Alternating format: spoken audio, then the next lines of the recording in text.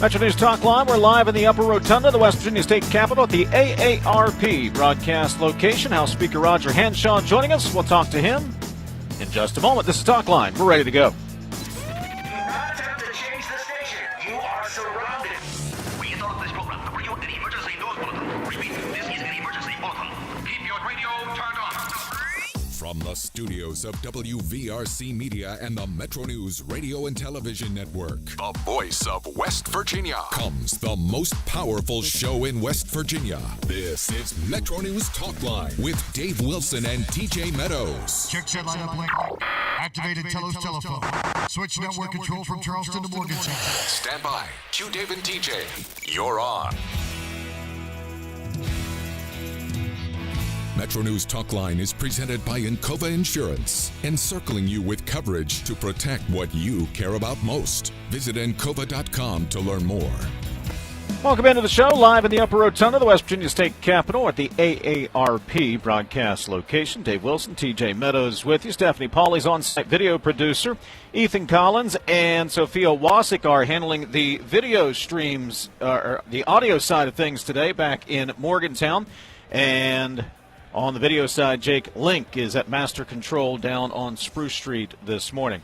Got a lot to get to today. Senate Education Committee Chair Amy Grady in the second hour. Delegate JB Akers later this hour. And, of course, Brad McElhenney sprinkled somewhere in the next 2 hours. We'll squeeze him on, find out what is happening around the Capitol today. Good morning, TJ. Good morning. Great to see all these youngsters here. I see a lot of folks from the Appalachian Children's Chorus, which is a wonderful organization for children who are musically inclined. Just great to see the young people. Yeah. I like it. Arts Day here at the Capitol. So we got festival, we got a jazz trio down the way. I saw the orchestra folks here today. So lots happening. Good energy in the Capitol today. Speaking of good energy, please welcome to the program House Delegate Speaker, Clay County Delegate Roger Hanshaw. Good morning, sir. Good morning, Dave. That's a new one. Well, you know, I try to find the most awkward transition I can to get in and out of these segments. Whatever works. So halfway, well, tomorrow's officially the halfway Tomorrow's point. halfway, Today's that's right. day 29. You had a news conference yesterday and highlighted mainly some of the bills that have been working their way through part of that Jobs First agenda. Which of those bills do you think will be most impactful, or is it the combination, the coalition of all those bills? It's designed to be the latter, Dave. It's designed to be the latter, and that's important. And that's I'm glad you point that out, because as you look at the overall approach that we're taking this year, we know that the economy of our state is diverse. It's no longer just an extractive industries economy. We have a service economy. We still have a manufacturing economy. We still have an extractive industries economy, and we want to grow all those things. But all those things need different kinds of support. They have different kinds of needs. So our approach this year is to try to do a number of things that, when spread across the entire economy, are meant to be helpful and meant to be additive to one another and help us tease out opportunity where it exists. The real priority for us this year is on those people who have been here and done it for years. The West Virginia businesses that have been here through the long and the short, through the thick and the thin. We still want to be aggressive in recruiting external investment to the state. That's a priority for all of us. It's a big deal to me.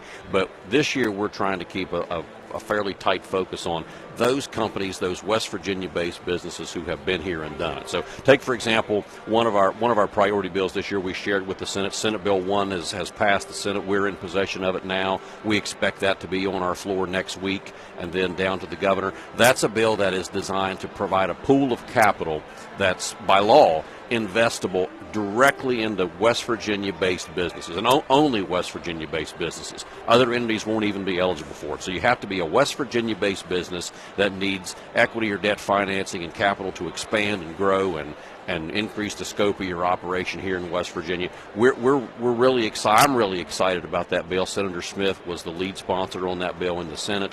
One of the things that we hear often is that we as a legislature don't focus enough on the people who are already here. We focus on trying to bring in more and bring in new from outside, and that's important, as I say. But this year we're going to be responsive and are being responsive to that call to do more for those who are already here. So Senate Bill 1, I'm going to call that West Virginia Shark Tank. Kind of thing, right? people want capital, they need it. What kind of investments are you looking at? What kind of criteria are we going to look at when we want to pass that money out and invest it in well, current it'll business? end up the specific, the direct answer to your question, I think, TJ, will be developed out in the rulemaking. But the way the bill's designed to work is that it makes available a pool of insurance premium tax credits that get monetized in the secondary market, and then those monetizers are, by law, if you take advantage of that opportunity, compelled to make either debt or equity investments into West Virginia-based businesses. And I'm perfectly comfortable if it's as broad as that. Because coming from a very small community, a business that expands and hires 5 more people is a big deal. That's a big deal. We don't let those kinds of opportunities get headlines here in the capital often enough. But in a place like where I live, a new business that hires 5 people is meaningful. So if that employer, that entrepreneur can access this pool of capital to expand, we want them to do that. House Speaker Roger Hanshaw joining us here on the AARP broadcast location. Handful of bills have already worked their way through. Some more are coming, including Team West Virginia. You mentioned that yesterday. We talked to Brad Smith last week. He lit up when we mentioned Team West Virginia and Jobs Ohio. When will we see that bill come to fruition? So this week, that bill's set for introduction this week. I believe that's going to start in our with our colleagues in the Senate. Our understanding is they'll be moving on that bill first. We'll introduce a companion version of it, of course, in the House, as we often do. We really are excited about that, because what you cannot deny is the success of our friends and neighbors to the west when they implemented that program under Governor John Kasich. It's just you cannot deny the success that they've had with that program, and we're looking forward to professionalizing that program here in West Virginia and getting the same kind of benefit from it. A lot of work to get it here. Governor on board? We've met with them. We hope so. We haven't introduced the bill yet, so Sure. they have every right to not have an opinion yet, since they haven't seen the bill. Roger Hanshaw joining us. I've heard Delegate Riley use this comparison. I've used this comparison. Baseball. Singles. You hit a bunch of singles. Eventually you get runners on, you get them in. Sure do. I think a lot of these bills, good solid singles. Now, how do you drive them home? How do you drive in the runs and win the game? With more singles, Dave. In this legislative session this year, that's if you keep hitting singles, the runner on third base gets home. Right. And that is the strategy for this year, because rather than focus on one particular segment of the economy, we want to do things this year that help them all. So take, for example, House Bill 4000. I believe it's 4004. Don't directly hold me to that, but I believe that's our Recharge West Virginia bill. You're right, but believe it or not, the speaker's right. Good. So House Bill 4004 is our upskilling bill that lets existing employers in West Virginia who make the investment to give their employees new skills, new training, that raise their wages by at least 25%, recoup that a portion of that investment through various mechanisms that are contained in the bill. That's across industries. That's across every segment of the economy, and that's what we want. If you're asking me, if you're forcing me to say what's our home run, if you're really saying what's our home run, we know that the fastest growing segment of our manufacturing economy in West Virginia is the aviation industry. Yeah. You have to look no further than the development surrounding the Clarksburg Airport, and you've both no doubt been there. Many of us here have been there, and we want to replicate that at all of our airports in West Virginia. So many of our airports have developable land around them, but a real shortage of use of their runways. We want to put some hangars on those facilities to let them maximize use of those runways in those airports, the same way Bridgeport has.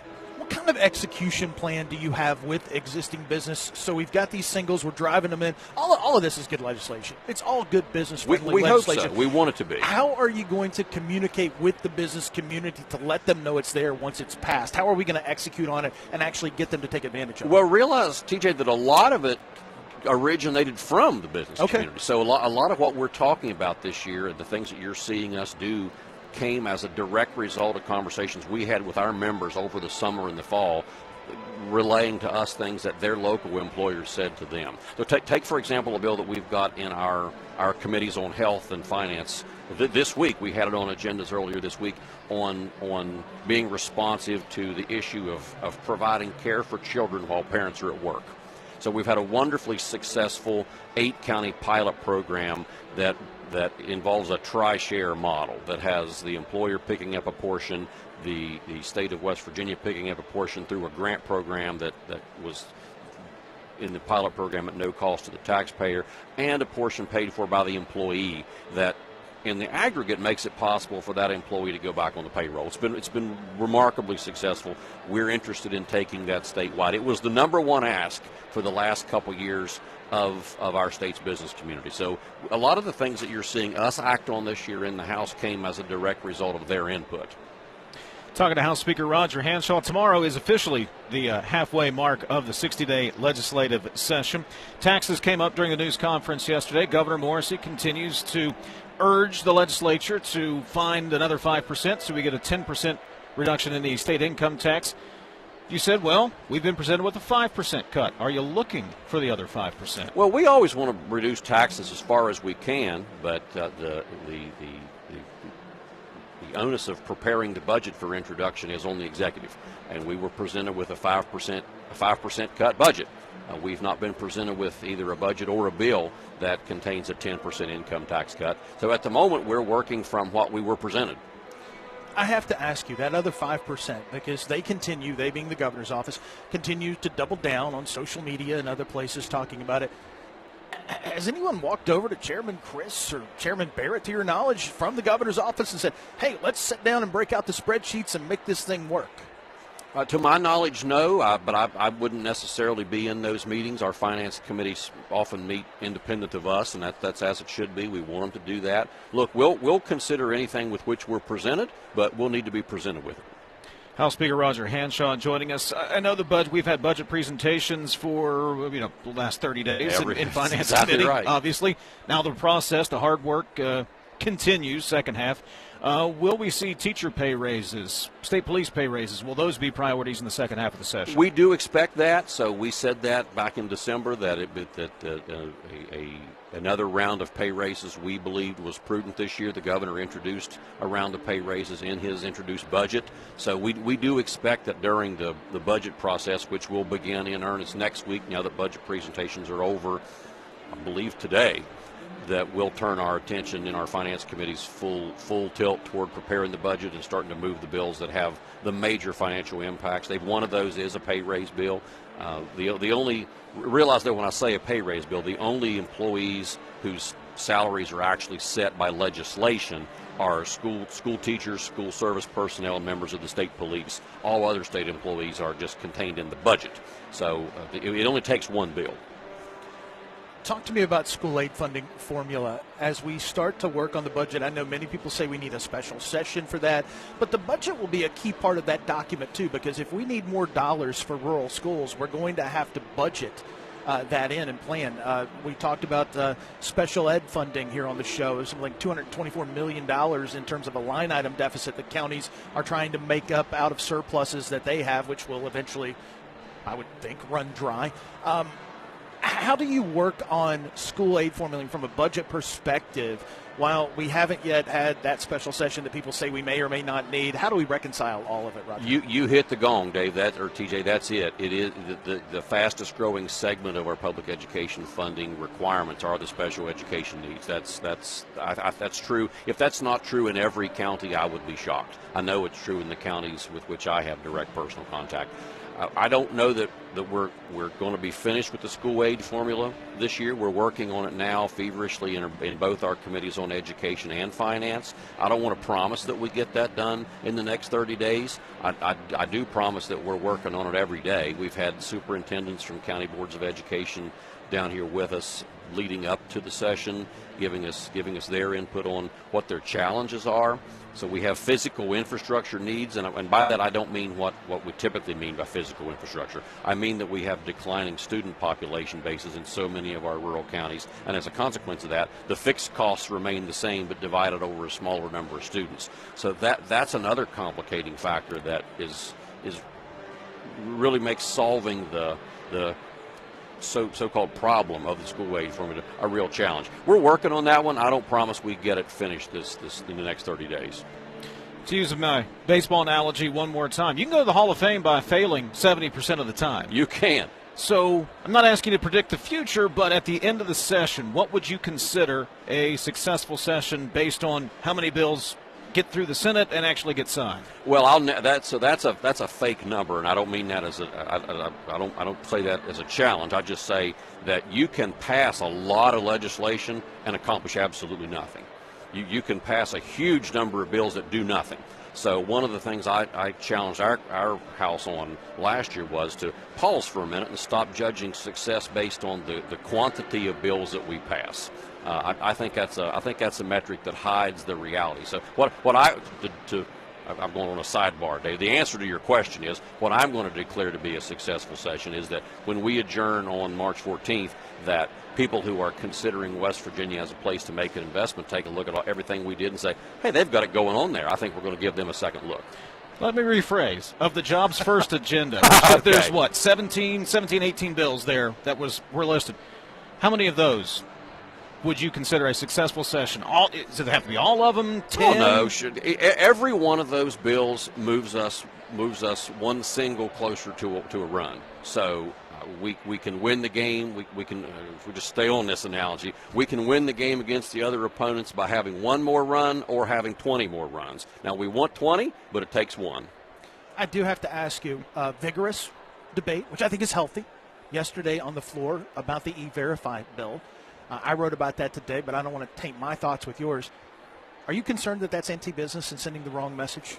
I don't know that it's anti-business, TJ. I think we still have some more work to do on that bill with our colleagues in the Senate. You know, that bill started out in the House, as it was reported out of our Committee on Government Organization, as only I'm going to call it a liability shield for business. With the debate I think you saw, obviously I know that we all saw yesterday, I think reflects the ongoing frustration in not just the state of West Virginia, but America with failures at the federal level to deal responsibly with immigration policy. Immigration policy should be and is meant to be a federal issue. Our federal government, by and large, has abdicated its role in policing our borders, and that's a shame because it simultaneously won't allow states to do meaningful regulation in that area, and as a consequence of that, the situation's devolved into some of what we see on the national stage now with immigration enforcement in the way it's being done. I think some of the debate you saw yesterday reflects that pent-up frustration. House Speaker Roger Hanshaw, halfway point of the session is tomorrow. Good luck, second half of the session. Thanks, we appreciate it. Coming up, we will continue from the state capitol at the AARP broadcast location. This is Talkline, back in a moment. Winter in West Virginia can bring snow, ice, and everything in between. But while the weather changes, your internet shouldn't. CityNet Gig Fiber is 100% West Virginia owned and built for reliability, delivering fast, symmetrical speeds that outperform satellite and cable, especially in tough weather. And right now, new residential customers can get 50% off any internet plan for 1 full year, with plans starting as low as $25 a month and speeds up to 10 gig. Check availability at your address. Visit citynet.net today. Tens of thousands of hardworking West Virginians earn their living in our state's growing natural gas industry, including thousands for Antero Resources, West Virginia's top natural gas producer. Antero's investments are boosting our local workforce and small businesses. We're proud to give back and invest locally to support West Virginia workers producing West Virginia energy. But the Mountain State's best days are ahead, and Antero Resources is just getting started. Visit AnteroResources.com to learn more. Hospitals drive West Virginia's economy. They produce jobs and create opportunities while keeping our communities healthy. Employing nearly 54,000 people, West Virginia hospitals rank among our state's largest and most dependable employers. They provide more than $1 billion in community benefits and generate nearly $17 billion in total economic impact each year. Hospitals are investing where it counts, advancing health, ensuring access to care, and powering West Virginia's economic future. A message from the West Virginia Hospital Association, online at wvaj.org. We are there for you, to care for you at the health plan. We are here for you. For over 4 decades, we've been rooted deep inside West Virginia. Through thick and thin, supporting local families and businesses. Proudly serving your neighborhood since 1979. Your trusted partner in the community. The health plan. We are here for you. You're listening to Talkline on Metro News, the voice of West Virginia. I have had a complicated relationship with food. My job was to talk to heart failure patients about diet and exercise. I felt like, why would you listen to me? Because I was not following a diet that was healthy for me. I needed help. Bariatric surgery at WVU Medicine helped me lose 175 pounds. I feel like I'm free. They hold the skill, they hold the tools, and they're waiting for you to come say that you need the help. Trojan Landing Marine is now Charleston's newest power sports dealership. We now feature a full line of sleek Suzuki street bikes and four-wheelers. We're now offering the innovative riding experience of Benda motorcycles. The next step in motorcycle evolution with all-electric Zero high-performance bikes. We've now got Segway vehicles starting as low as $10,000. Come in and check out our great selection of high-quality Benelli and Royal Enfield bikes. Visit Trojan Landing in Charleston, now your water, road, and dirt dealership. 5, 3, all the sports West Virginia is talking about. Nikki Izzo-Brown, coach of the nationally ranked WVU women's soccer team. I think they're just having a very good understanding of each other. Join Kyle Wiggs, Brett Howe, and Coach Hunter weeknights for Sportsline on Metro News Television.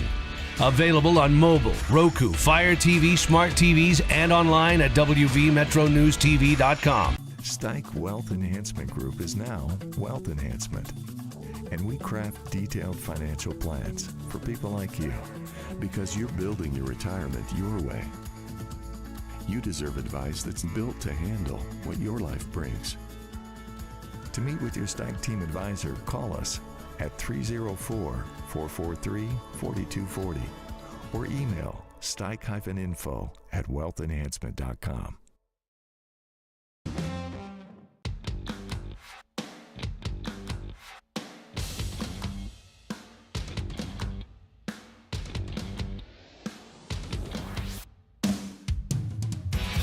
Metro News Talkline is presented by Encova Insurance, encircling you with coverage to protect what you care about most. Visit Encova.com to learn more.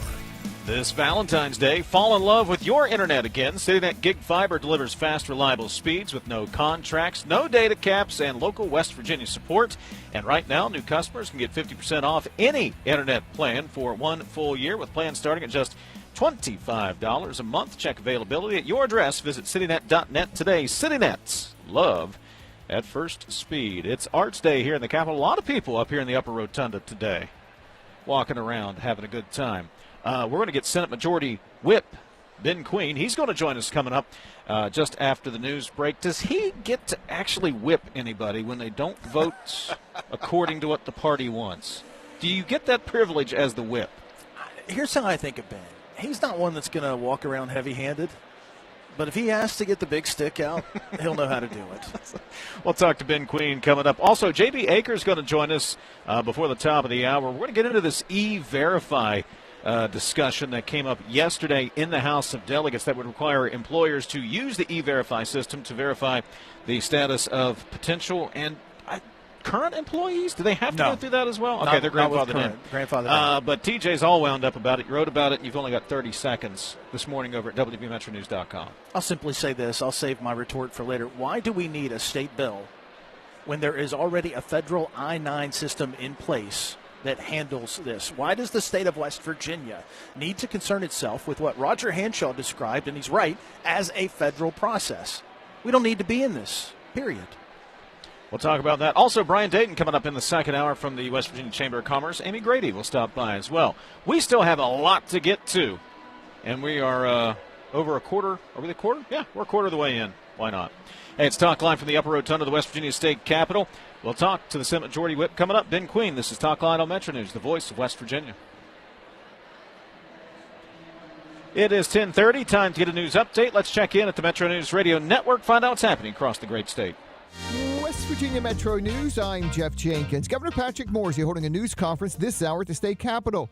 A good bet. He's talking about his continued push for a 10% cut in income taxes. House of Delegate Speaker Roger Hanshaw says he's heard the governor, but hasn't seen a bill. We've not yet received the proposal for a 10% tax cut. If one's to be considered by our body, we're still awaiting it. The proposal that we have received is for a 5% tax cut. Morsey's budget has the 5% cut in it. He says he wants to work with the legislature to find the other 5%. It may come down to whether there should be a tax cut or money put toward changes in the school aid funding formula. Senate Education Committee Chair Amy Nicole Grady knows which way she's leaning. The governor has his own requests, so we're still looking at the budget, what's going to come out. to me as a teacher and a person who looks at public education as it should be at the forefront of our discussions, I feel like this is the most important pressing thing that we need to do this legislative session. Grady's committee advanced 2 funding formula bills out of committee Tuesday. Marathon Oil says it's continuing to monitor the air quality from its Catlettsburg, Kentucky refinery across the river from West Virginia after a power outage Tuesday that caused what's known as flaring when certain materials are allowed for safe combustion, creating a lot of smoke. Marathon put out a statement late yesterday saying, quote, "At this time, there are no readings that indicate public health concerns." That plant not far from Huntington. You're listening to Metro News for 40 years, the voice of West Virginia. Brighten your mornings with Tudor's $5 sunrise specials. Enjoy our Mary B, egg, crispy bacon, and cheese on our buttery biscuit, loaded with more bacon than the rest. Or try the Ron, featuring a bigger, hearty sausage patty topped with egg and cheese on a biscuit so delicious you will savor every bite. Each combo comes with crispy hash browns and your choice of coffee or iced tea, all for just $5. Warm up winter mornings with this hot deal. Available for a limited time. The true purpose of high school sports is not about playing time or winning trophies. It's not about getting college scholarships or going pro. If that's your focus, you're missing the point. High school sports are about teaching life lessons and helping students become better people. While winning is the goal, growing is the purpose of high school sports, and we believe that is worth protecting. Let's join together to protect the purpose of high school sports. Visit protectthepurpose.com. This message presented by the NFHS and the WVSSAC. Wheeling Mayor Denny Magruder says 2026 is going to be a good year for his city. Our confidence in Wheeling's future is matched by our momentum.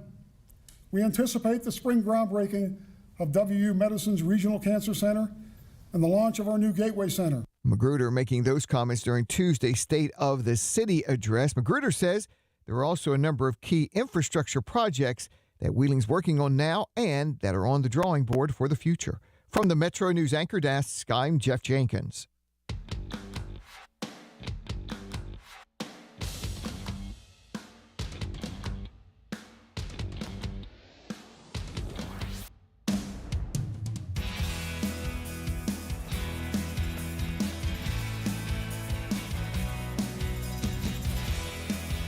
We're at the AARP broadcast location, Upper Rotunda, the West Virginia State Capitol. Dave Wilson, TJ Meadows. Brad McElhinney will join us second hour. The governor holding a news conference this morning. We'll find out what that was all about with Brad, plus what is happening and, of course, not happening in the Senate and House chambers today. Joining us here on set this morning is the Harrison County Senator and Chief Whip in the Senate, Ben Queen. Ben, glad you could stop by. Good morning, guys. Thanks. Morning. Halfway through the session. It's way too late to have you on. It's Arts Day. Yes. I should, since I'm a sports photographer by day job, I should brag about how many artists are in the building. Very encouraging today. How'd you get into sports photography? Oh, goodness. A lot of people took a chance on a young 13-year-old. A lot of teachers, a lot of public educators, a lot of people in Bridgeport took a chance on a young guy, and I'm sitting here because of it. When did you start your business? Were you 13? I was in middle school. Thank goodness for I'm a public education, hopefully success story. A lot of teachers took time to encourage me to take photos and, sell them on the internet. How do we get more kids to do what you did? Yeah, I mean, I think continuing to invest in entrepreneurship activities, we just introduced a bill about Office of Entrepreneurship. How do we continue to encourage young people to take advantage of all the opportunities here in West Virginia to start your own business or just think outside the box, right? Design thinking to create the opportunities that West Virginia really needs. I want to ask you the same question that I asked Roger Hanshaw just a moment ago when the House Speaker was on. Governor Morrissey yesterday was in Bridgeport talking about wanting the 10% cut to the income tax. Speaker Hanshaw said, hey, we've been presented with legislation for a 5%. So I'm going to ask you the same thing. I know the Senate has as well. Are you looking for the other 5%? Members of the Senate are. We've had several meetings this morning. How do we come up with it? We have to come up with budget reductions, right? We have to look at big ticket items that are already on the table. Our members want the largest tax cut that we can afford. I can guarantee that. We're going to try to get a budget out early. Senate Finance Chairman Barrett has a lofty, very high-arching goal that says, hey, we want to get a budget out early so that we can start this process. These budget tax cut options have a lot of talk around this building, and how can we make sure that we get the largest tax cut across the table. That starts with the state Senate. That starts with us moving our budget as fast as possible, maybe next week. We have the plan in place. We just have to figure out where our members are, figure out the largest. We're finished with budget hearings. We want to get the football on the other side of the building. It's the state Senate's turn this year to start that budget process. I don't want to get ahead of it, but the Senate Finance Chairman is going to push our caucus to maybe move a budget as early as next week.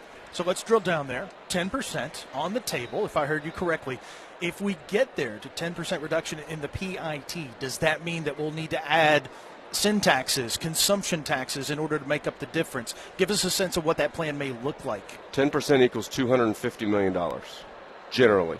We have to come up, right now it's baked in $125 million. The governor presented that. We have to come up with $125 million of, sure, tax increases or budget cuts. I think you'll see an opportunity where we scale spending back. Right now in our budget, we're spending about $400 million in one-time spending.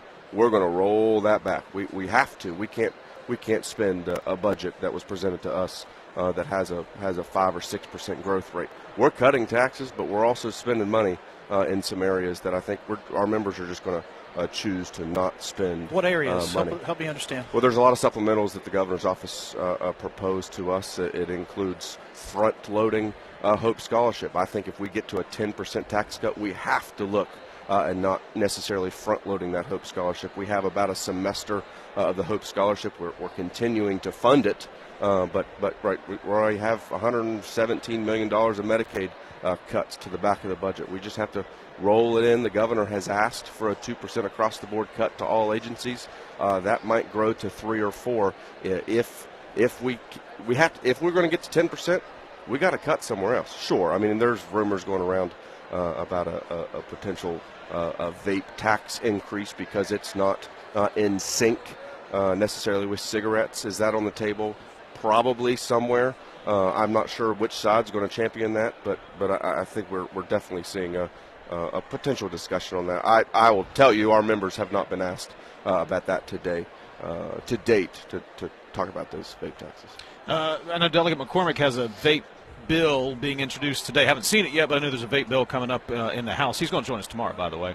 Yesterday, Senate Education talked about school aid formula, a couple of different bills that would total about $154 million in spending. So, again, I guess help me reconcile tax cuts with additional spending for public education. Is that a matter of moving money? Is that a matter of tightening here, spending more there? How do we make the two things work? You have to. There's a lot of pressure on our Senate Finance Chairman. There is a buffet of 50 items right now. Special education funding for our public schools. That's very basic.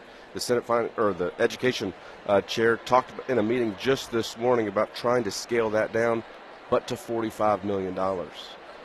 Right, $45 million is still a chunk in this formula. How we can afford it? That's I appreciate the governor putting pressure on the legislature. I appreciate him coming to my little zip code and putting pressure on the legislature. But I can tell you that there are just as many requests for road funding. There's just as many requests to fund public education. There's a lot of pressure on 134 legislators down here in Charleston. And the buffet is real, right? Public education is real. Hope Scholarship is real. Road funding, we're putting $100 million, but we've done that for 4 or 5 years now. I mean, we got to increase our road funding. I can tell you the biggest comment I get about Harrison County is when my legislative colleagues drive through I-79 there in Bridgeport. Now we've secured that pothole mess there on the interstate. That's going to be fixed. But what's next? I mean, I think all of those, the pressure is incredibly real. And at the end of the day, most legislators in this building have cut taxes by 27%, which is really $1 billion. That's something that we should be proud of. We've kind of forgot about it. But we want more. We have triggers in place now, but we want to accelerate that. I fully appreciate the governor working his agenda and making sure that the pressure is high. But there's a lot of people in this building who think there's a lot of other good ideas as well. Well, you talked about roads.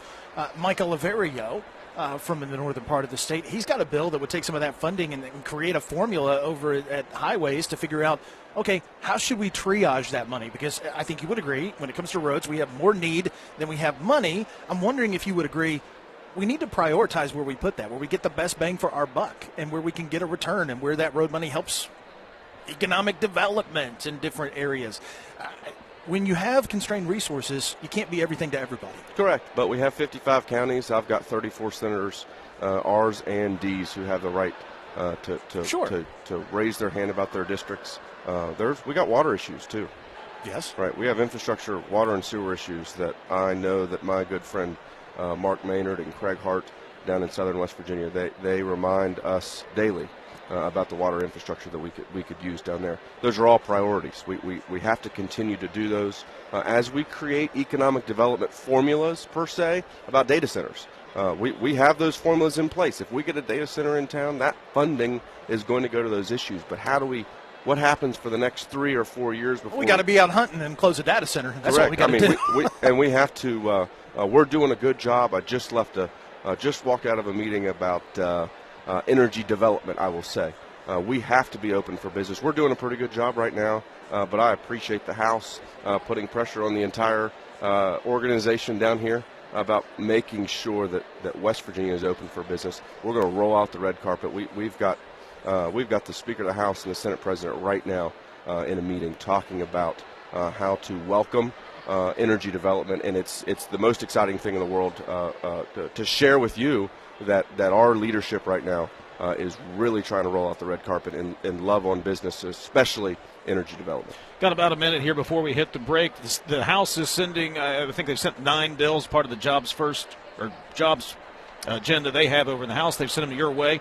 When do we start to see those run through the Senate? Very, very soon. I mean, we sent Senate Bill 1 over to the House as well. Hopefully, we Speaker's very excited about that. And I think the Senate President is as well. Hopefully, Senate Bill 1 can show the rest of the world that we're serious about small business and we're serious about all business recruitment. I mean, we have the House has sent road funding for industrial access roads. The agenda is in place. And we're going to get these across the finish line. Yes, no, maybe. Are we going to create a Jobs Ohio-like mechanism for West Virginia this session? I think we have several state senators looking at it. We're in contact with agencies who are responsible for this. We have to make sure that we are pulling all the levers to make sure that West Virginia is raising their hand for business recruitment. I think some sort of an entity like that can go out and help economic development and help commerce. We have an awesome team here. They're just strained with resources. We have to be able to deploy recruiters out there to make sure that everybody in the United States and frankly across the world knows that West Virginia is open for business. He's Ben Queen, Harrison County Senator, Chief Whip over in the Senate. Thanks for stopping by, buddy. Thanks, Seth. Appreciate it. JB Akers, House delegates, join us next. Talkline from the AARP broadcast location.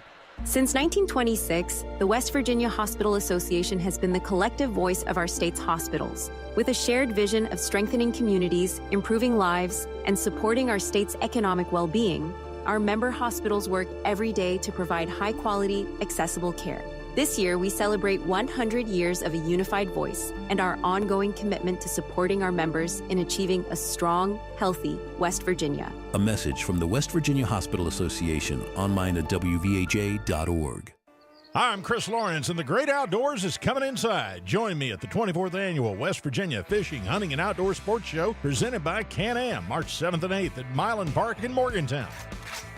More than 100,000 square feet of fishing gear and hunting supplies, outfitters and charter boats, ATVs, campers and tractors, guns, knives, and much more, all under one roof. An outdoorsman's paradise. The West Virginia Fishing, Hunting, and Outdoor Sports Show, March 7th and 8th in Morgantown. A WVRC media event. Principal Greg Dosh of MTech. Thanks to funding in part from West Virginia lottery proceeds, we're expanding MTech with a new STEM edition. Across West Virginia, opportunities like these are made possible when you play, helping to ensure more students can discover their future right here at home. For 40 years, proceeds from the West Virginia Lottery for education have totaled $4.1 billion.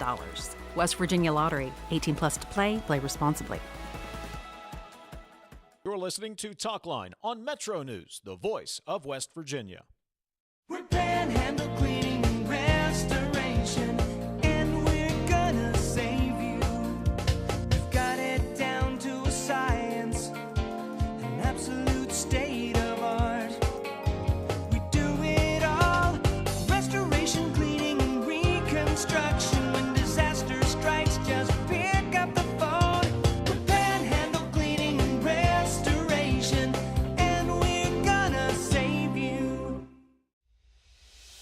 on the next State of Minds. My dad always said, don't let any one individual control your destiny, what you do, what your value is. And I wasn't about to let Paterno do that to me.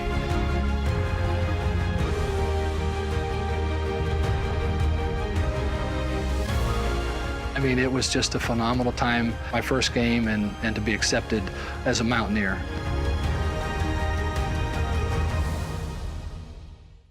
Start your new year off right with a new ride from Dan Cava GMC. Come explore our 2026 GMC Acadias. Spacious, smooth, and made for everyday life. It's truly a fan favorite. Drive into winter with a new 2026 GMC Sierra, now up to $12,000 off, or lease as low as $499 a month. So upgrade your ride this year with us at Dan Cava GMC in Bridgeport. Shop Thora. It's high school basketball season, and Metro News Television has you covered. Rivalries, buzzer beaters, classic hardwood competition. Watch live and on demand from gyms across the Mountain State. Stream Metro News Television on your iPhone, Android, Roku, Apple TV, Fire TV, LG TV, and select smart TVs. Or visit MetroNewsTV.com for more information. High school basketball lives here on Metro News Television.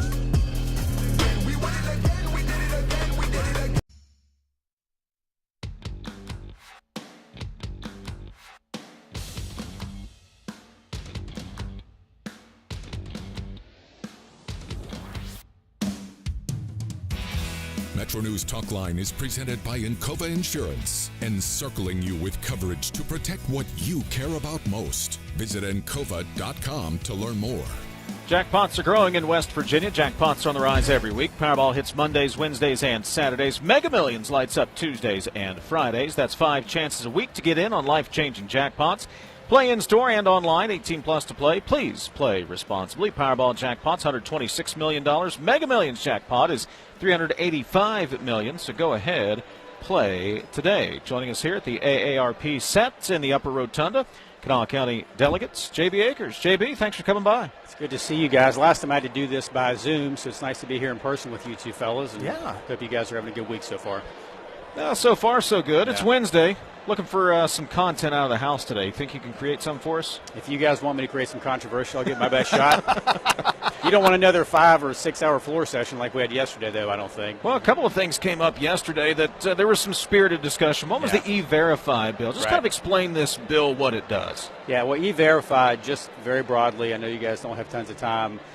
Currently, if you hire someone, you're required to submit an I-9 to verify the person's citizenship or immigration status to make sure they're a legal hire in the U.S. E-Verify is a program that's been around for I don't know how long. It's been around for years. It's not brand new, and it's the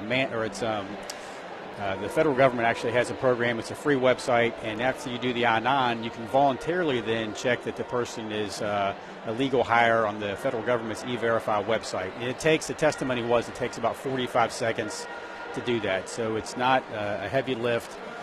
This bill yesterday has E-Verify requirements, and the controversy around that one revolved around whether we should mandate that employers E-Verify in addition to the current mandate they have to do the I-9 already. And I saw, TJ, you were critical of it and said that we shouldn't be mandating the businesses do this. That was really the kind of give and take yesterday, is whether we should require E-Verify versus making it a mandatory program. There were some amendments to that bill that I was not happy with, and I eventually voted for them, but part of that was based upon some negotiations I had with some of the amendment sponsors and some things I thought that kind of moderated or softened that bill. So anyway, I'm for E-Verify. The question, I guess, is should we make companies do it or not, or just let it be a voluntary program? Yeah, I mean, hopefully I was respectfully critical, not unrespectfully critical, but folks can read my commentary and my take on it, but look, debate is healthy. Yeah, debate is healthy, and so I think from that aspect, it was a good day. There was also substantial debate though on 4600.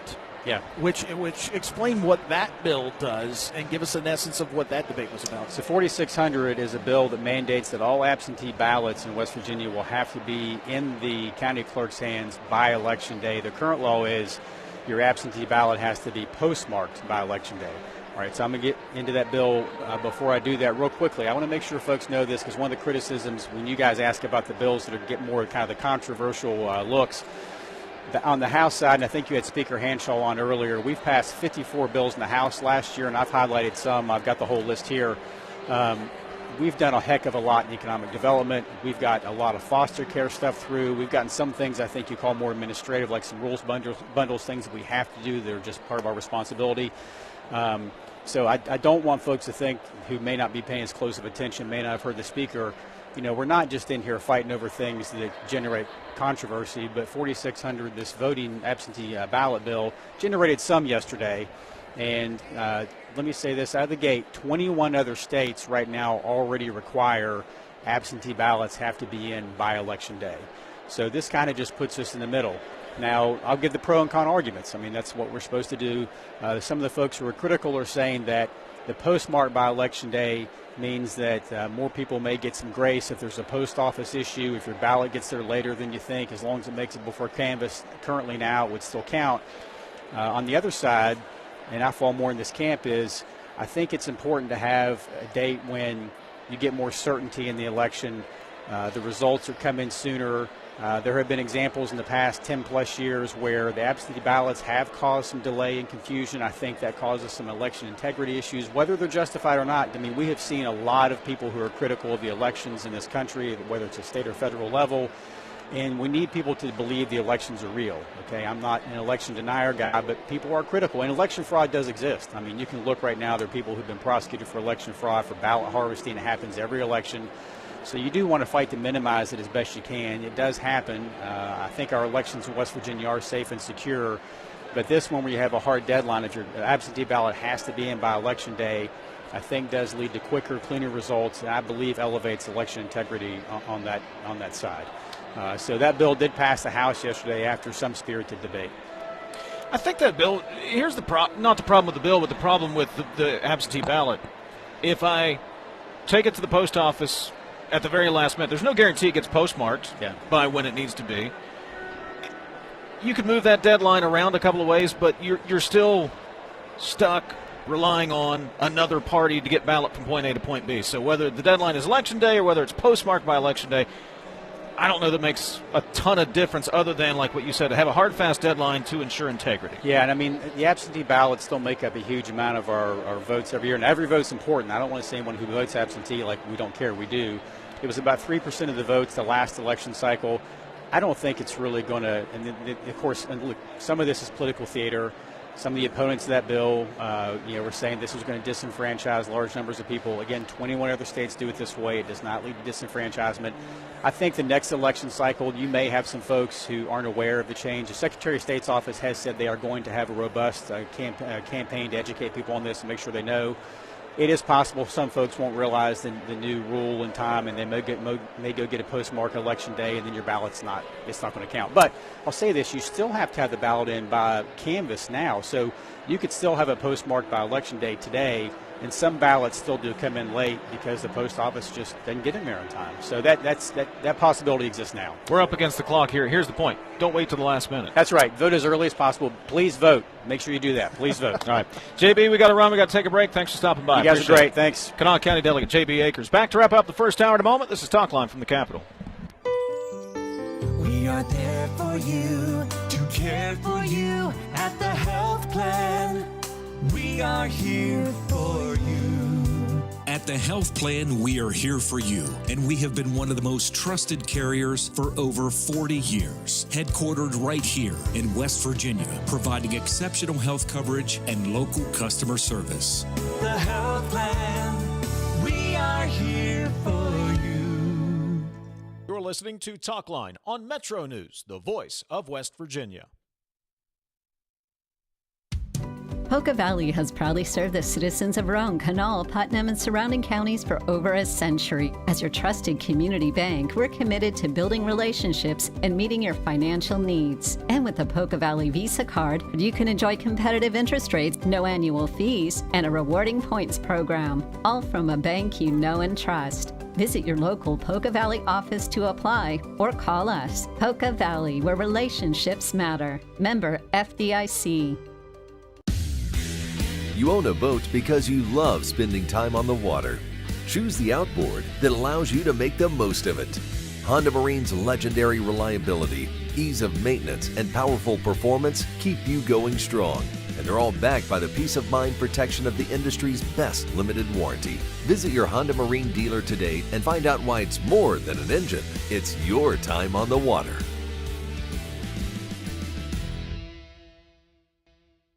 I have had a complicated relationship with food.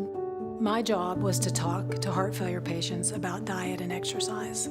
I felt like, why would you listen to me? Because I was not following a diet that was healthy for me. I needed help. Bariatric surgery at WVU Medicine helped me lose 175 pounds. I feel like I'm free. They hold the skill, they hold the tools, and they're waiting for you to come say that you need the help. Stike Wealth Enhancement Group is now Wealth Enhancement. We believe retirement starts with a plan. Saving for college starts with a plan. Your legacy starts with a plan. Do you have the right plan?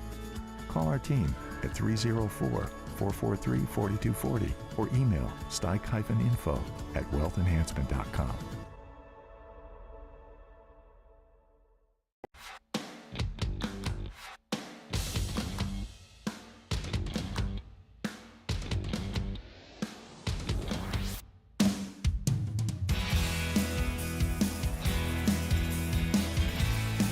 Quick first hour. We got a loaded second hour coming up as well. Senate Education Committee Chair Amy Nicole Grady will join us. Also, Brian Dayton, West Virginia Chamber of Commerce. We'll talk about that E-Verify bill that passed through the House of Delegates yesterday. We'll get his take and the Chamber's take coming up in the second hour. Brad McElhenney will join us at some point. We left the window open. We said, Brad, you tell us what accommodates your schedule. And then he just walked off and didn't say a word. So I don't know when Brad is going to be on in the second may not have heard. hour. He said, just let him know. Oh, we're to let him know. Let him know. You know what? He's a big guy. Well, not physically a big guy, but I'm a big guy. He's a big-time guy. We need to work around his people. We'll get in contact with his people. He's got a whole entourage around the state capitol. All right, that's all coming up in the second hour of the show. We might even get to a text or two. It is Arts Day here at the Capitol. By the way, so we've got the orchestra. I've seen the children's choir. In fact, I think they're going to perform down in the lower rotunda. Festival's over there. Public broadcasting's over there. So lots happening. Good vibe in the Capitol. Had a jazz trio earlier that sounded great. Yeah, they were right, if you're watching the video stream, right over there. Jazz trio. I actually came in the building. I think it was because tomorrow's the halfway point. I've been humming Bon Jovi for about a day and a half now, halfway there, living on a prayer. Kind of sums up the first half of the session now, doesn't it? Well, look, we're going to get started. I heard from Roger Hanshaw we're going to run the Team West Virginia bill. I'm excited about that. That's what the speaker said. We'll find out what the Senate Education Committee chair has to say. She's standing right over there. She'll join us coming up 6 minutes from now.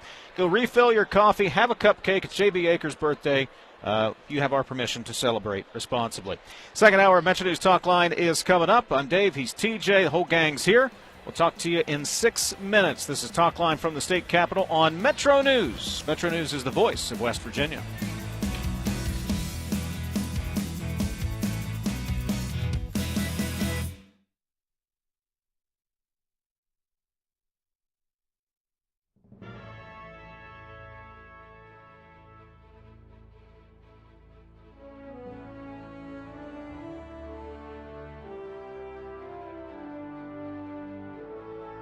Hoppy Kercheval, 5:55 a.m.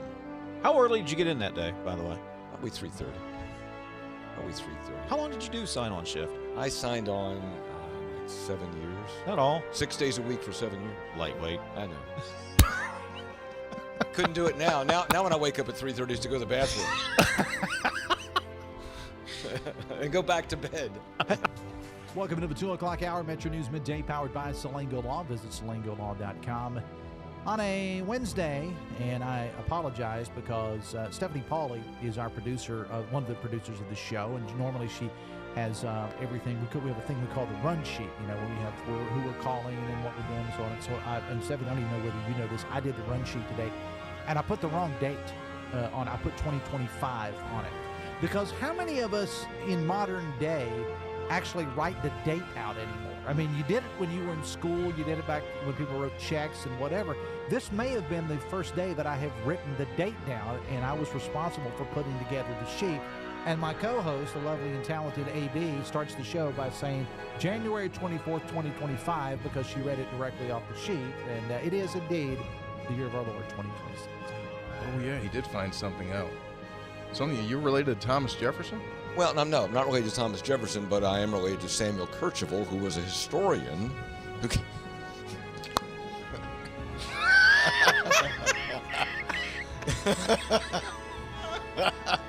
I'm going to tell you something about Samuel Kercheval. Him and Jefferson out smoking corn silk. Kercheval told him, Thomas, I don't know about this country. Might want to start again.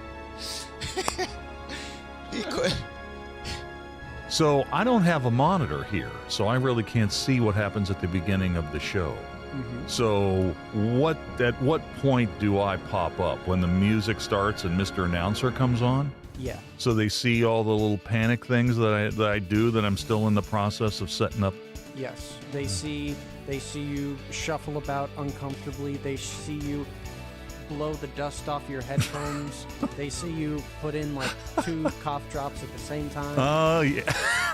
I don't do 2 at the same time. Okay. All right. I don't know that. I should probably. Now, these shows are archived, right? So I can go back and watch them. Yes. So I could like live this show in real time and then go home and, when I say something to Linda like, hey, did you hear when I did this? And she, I don't watch it. Well, let's get in front of the TV and watch me do it again for 3 straight hours. Yes, it's archived just like the audio podcast. Ah, that's right. And see, this is the thing that gets the NCAA in trouble. Excuse me.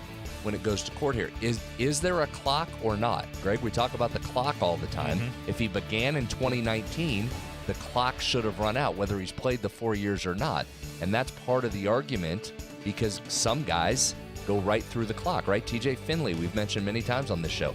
7th team coming up this year. He's playing for Incarnate Word. He's played 7 seasons at 7 different schools. Now, why hasn't his clock started? Why doesn't he have the 5-year clock? So if you're Aguilar, I get it. He just bouncing him off the ropes. Somebody save this man. Oh, my Lord. Oh.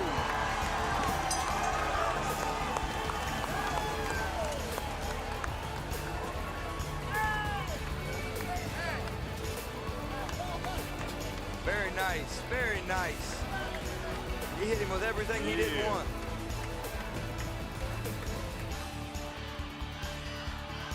Ten seconds remaining. Going to be a direct snap here. Snap back. It's Tyler. Tyler fakes the run. He throws. He's got an open man. Pass top 10. 5. End zone. It's a touchdown. Pulled in by Nestor. 3 seconds left. Are you kidding me with the play call right there by Kevin Whiteman? Again, forget the game-winning field goal. Whiteman says, we're going to try and win this thing right now. The direct snap to Tyler sucked everybody up, and Nestor slips behind. What an unbelievable gutsy play call, and then perfect execution by these Falcons. Things aren't always going to be great. And sometimes, you can work really, really hard and it's still not great. You're still not successful. But, if you continue to do it, one way or another, things are going to be, work out. You're going to be successful. And it may not be in the world's eyes, but, God's made us this way. He's blessed us with so many things. And I think that's one of our attributes that we need to have is we're going to continue to work. We're going to continue to work hard. And if it doesn't work out exactly how we want, just keep plugging away because God's got better plans.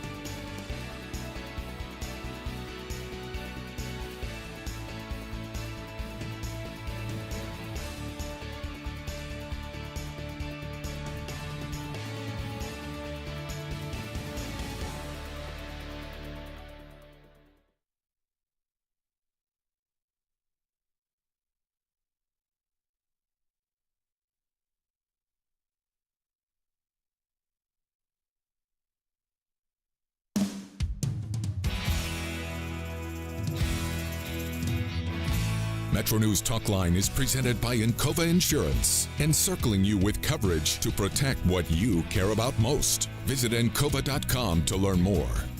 Second hour of Metro News Talkline. We're at the state capitol, Upper Rotunda, and on the set of the AARP broadcast location. Dave Wilson, TJ Meadows, Jake Link runs the video stream, Ethan Collins, and Sophia Wasik handling the audio side if you're listening in on one of our great radio affiliates across the state of West Virginia.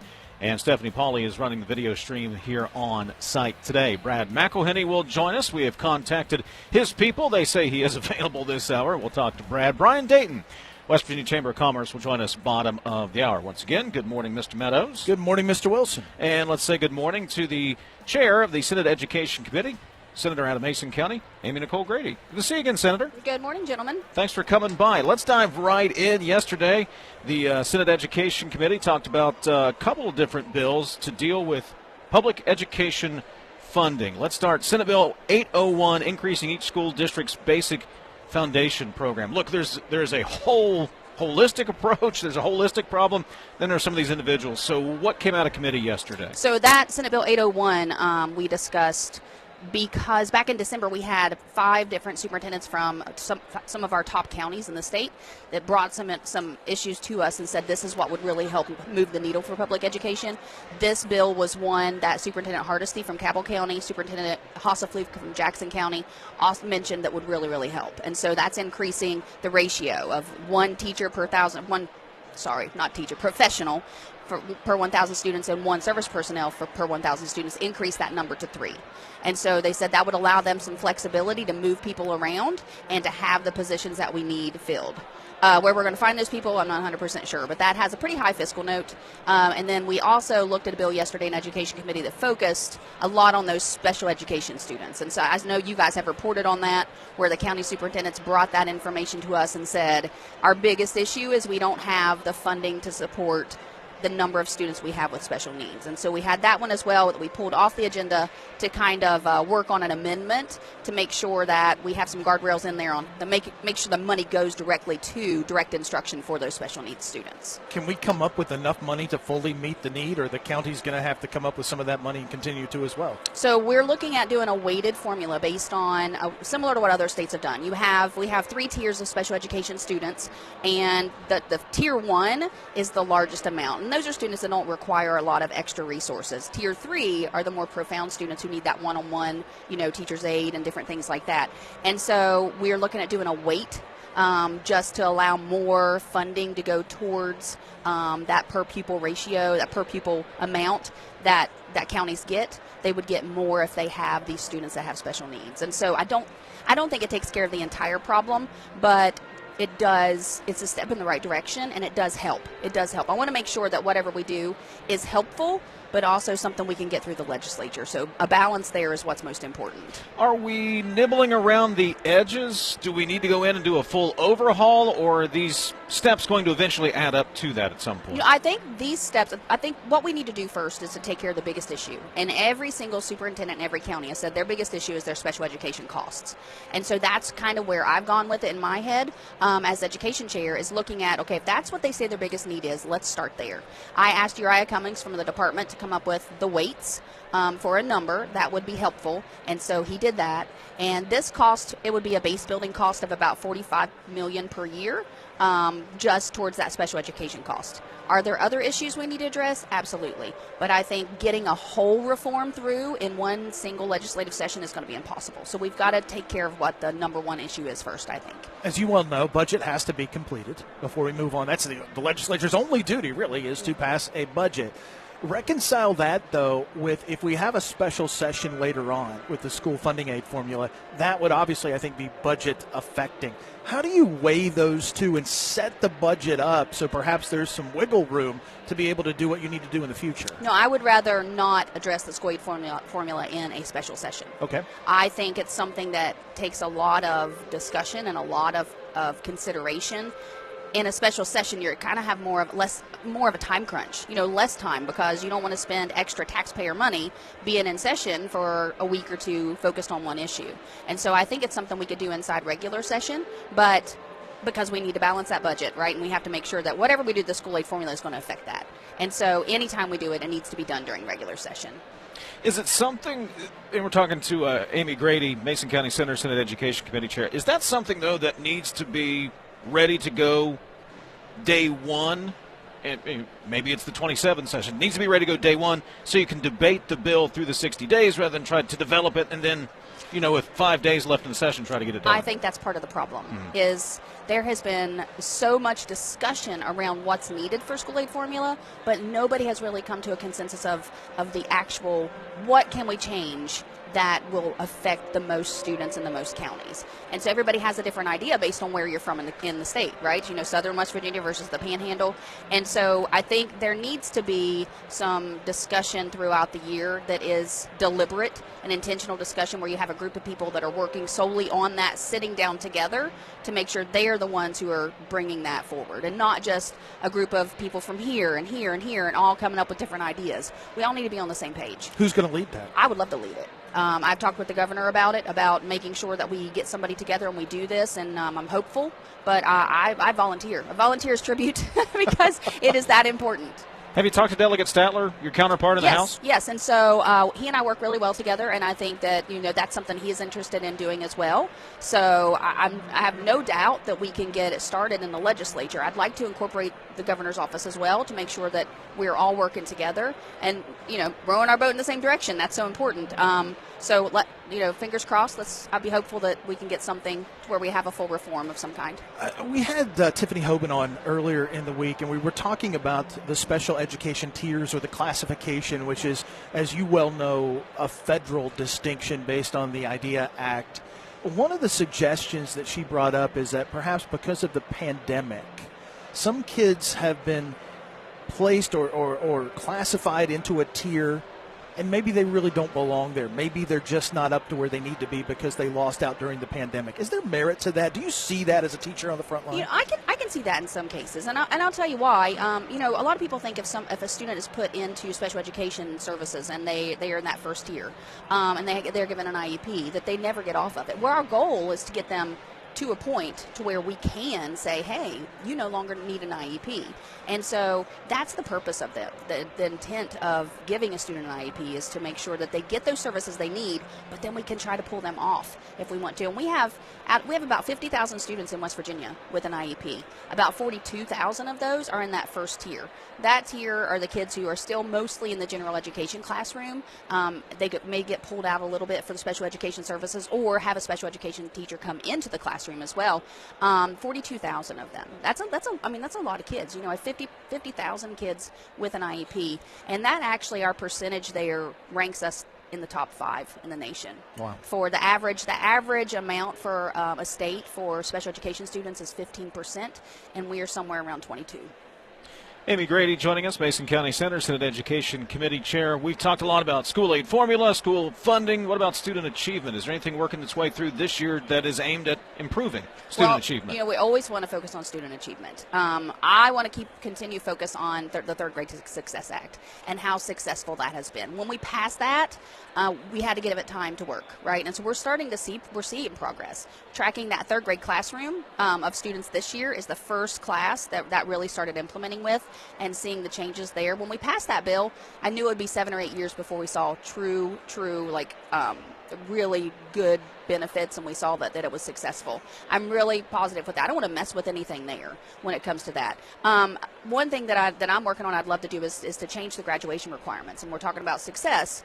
We need to think about all the different ways students are successful. Our graduation requirements right now are geared towards students going to a 4-year institution, and 52% of our kids aren't going to do that. And so we've got to change our mindset and how we look at that, and give our kids an opportunity to take a different type of assessment. Maybe not an ACT or SAT, because they're not going to a 4-year institution, but if they're going to go to be an electrician, what if they pass a competency test that shows that they get their license or they're certified? That should count as something towards graduation. So looking at different pathways, I think, is really important in showing our success as well. Not just that academic success going into graduating from high school and going into college, but also graduating, going into a trade, going into the workforce, military, something like that. What are the roadblocks to that? Because that seems like common sense to me. It does, doesn't it? It seems like, well, we have so many more graduation requirements than a lot of states. Some states only have 13. We have 21, and counties can add more, so up to 26, depending on what they want to do. PE, for instance, art. Why are those graduation requirements? I don't know, because every single kid isn't going to go into something that's using art. I hated art. Me too. I am also not an art person. So, we have students. I have a bill. It's very simple that says if you're on a sports team, you don't have to have that PE requirement. You're getting Which enough, makes a lot of sense. Exactly. By the way. Going to practice every day.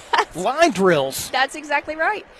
So those kind of things I think that we've just stopped looking at. And so we have Tennessee and Indiana are two states who have really revamped the graduation requirements for their states, and they have different pathways: a workforce pathway, a military pathway, an academic pathway, and those are different types of diplomas. And I think that's the way we need to head also. Bit of a loaded question, perhaps, but No back way. in the back in the summer, State School Board President Paul Hardesty very famously brought out Section 18. Was it 18A? 18 and It looks 18A. like the Gutenberg Bible. I have one in my office. It's big. Is it? I don't know. That, again, this is kind of that complete overhaul, but do we need less regulation, take less out, let teachers teach, let the education system do what it's best at doing without just trying to go through the plethora of boxes you have to check? What did you 21 credits or 21 requirements to graduate? That's just a small sample of what is a larger problem of what I think is an overregulated education system. Absolutely is. When we invited those superintendents into the Joint Education Committee in December, I spoke with them personally, and I said, I want the focus to be on what can we do, what can we get rid of, what can we to give you more flexibility that allows public schools to have the flexibility that they need to do the things they need to for the students in their county. And so they presented some of those things, and they talked about, we have laws surrounding when they can move personnel. I'll give you a good example. I think it was Jackson County hired a teacher's aide for a specific classroom. Well, turns out the enrollment went down. They didn't have enough students in that classroom for that aide to even be in there, but law says she is employed for that classroom, she has to stay. So they couldn't move that person into a classroom that's needed, but she kept her job. Thankfully sometimes these people will say, yeah, I'll go here. But those kind of things, like allowing them to move personnel when they need to, they're crazy red tape that we shouldn't have to worry about. And we're always in the legislature, we're always seeing bills that require more training for teachers or training for students. And, a lot of them are really great intentions. They have great intentions, heart health, different things like that. But I'm not running anything that requires more training because I think we spend too much time doing that. We need to get back to focusing on letting our teachers just instruct, letting us instruct the kids on reading and math. That's what we're always worried about. And we don't have enough time for that. And so the more things we put in to tell them that they need to do, even though it's well intended, the less time we have for the academics. Another loaded question, but I'm going to ask it because you're a good sport. Hardesty had the Gutenberg Bible up. Vinny held up the example, I think, for the private schools, and then the index card, I think, for the charter schools. Or maybe I have that inverted. I'm not sure. Is he right? He and I have talked about this a lot, and he is not wrong. His passion I love. We share that. One thing that we did agree on also is that charter schools haven't been around as long. A lot of that thick book for Chapter 18 and 18A were created before a lot of us were in the legislature. Mm-hmm. It's hundreds. Been it's a long time ago. And so kind of comparing those two apples and oranges, right, is a little bit different. Who knows? Maybe in 50 years the charter school law will get thicker, but that's not the goal. We start that with more flexibility and less regulation. Now it's time for us to take away some of the regulation from public schools. We have a few bills that take it away completely. There's a bill sitting in Education Committee right now that says, counties, you do not have to follow anything that's in state code. Now, I have a gonna run that bill, Amy? I have a love-hate relationship with that, TJ. I think, you know what? Great. Give them an opportunity to innovate, do what they want to do. However, it's a little scary when you think about situations that we've come across lately with some decisions that have been made. I think it's more of a statement piece. However, some counties may want to do that. I don't know. I don't plan on running it unless there's a lot of push, but it does, that's what everybody's complaining about. So if we give you complete freedom, how's that going to go? If you get complete freedom, you know what else you get? What do you get? Complete responsibility. That's exactly right. I was going to say chaos, but that's a good word too, Dave. Amy Nicole Grady, Senate Education Committee Chair, Mason County Senator. Hey, thanks for stopping by. Yeah, Appreciate of course. it. Good Yeah, to talk thank to you both. Brad McElhenney will get us updated next. This is Talkline from the Capitol. For over 30 years, High Technology Foundation has been committed to building a stronger West Virginia. Our mission, economic diversification. By fostering innovation and supporting tech initiatives, we pave the way for a brighter future. From cutting-edge research to tech-driven solutions, we're transforming the landscape. Join us in creating opportunities and driving progress. Let's build a diverse economy together. Visit WVHTF.org. High Technology Foundation, shaping West Virginia's future. Hospitals drive West Virginia's economy. They produce jobs and create opportunities while keeping our communities healthy.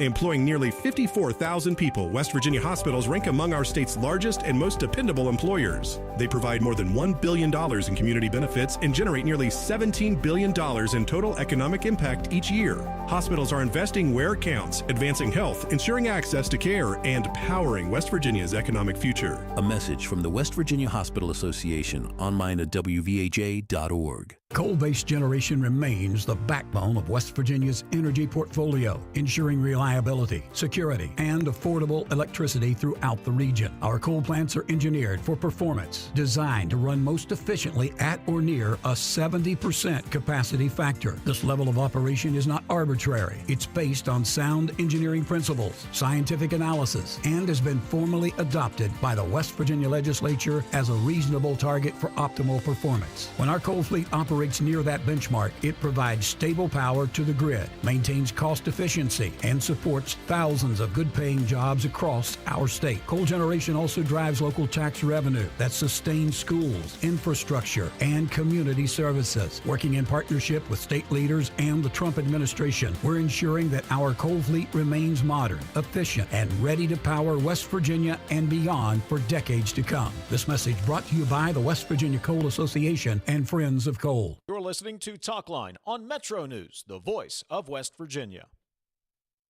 Across West Virginia, hospitals are always here, healing, helping, and standing strong for our communities. Hospitals save lives and build livelihoods. They're among our largest employers, with a passionate workforce of 54,000 West Virginians. Hospitals are economic drivers, contributing close to $17 billion to our state's economy and working to ensure access to care for all.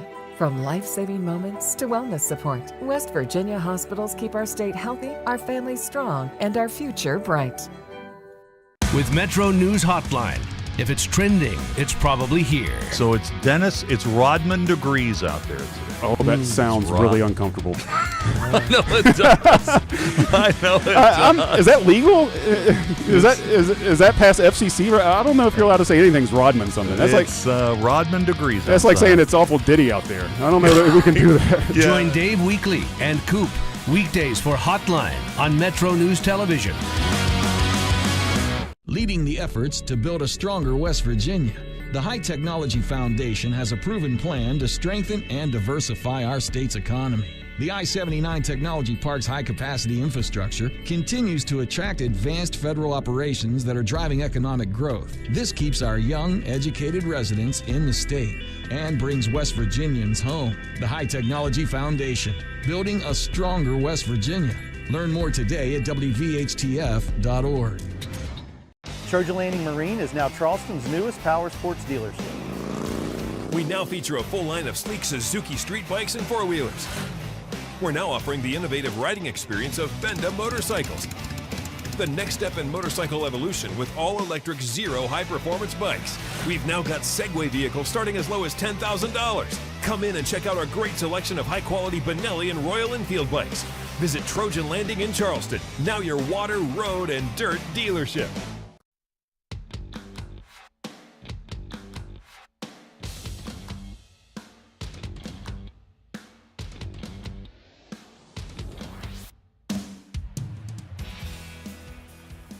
Five good minutes with Brad McElhenney, brought to you by AARP, your ally for real possibilities in the Mountain State. Connect on social media at AARP West Virginia. Learn more at aarp.org/WV.